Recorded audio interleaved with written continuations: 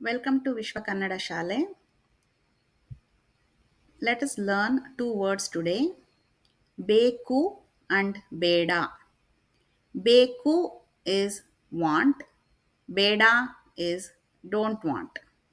For example, Nanage Beku is I want, Nanage Beda is I don't want. Okay. What do you want? ನಿನಗೆ ಏನು ಬೇಕು? ನಿನಗೆ ಏನು ಬೇಕು? I want water. ನನಗೆ ನೀರು ಬೇಕು. I want water. ನನಗೆ ನೀರು ಬೇಕು. I want coffee. ನನಗೆ ಕಾಫಿ ಬೇಕು. ನನಗೆ ಕಾಫಿ ಬೇಕು. I want mango.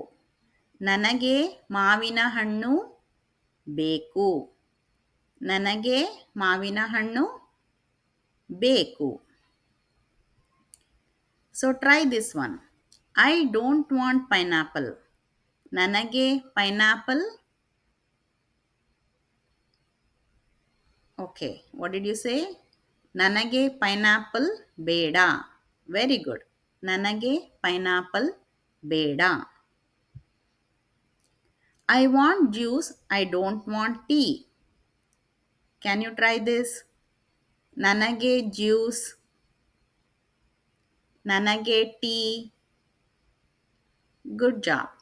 ನನಗೆ ಜ್ಯೂಸ್ ಬೇಕು. ನನಗೆ ಟೀ ಬೇಡ. Okay, those are few examples. So try more examples. Beku is want, beda is don't want.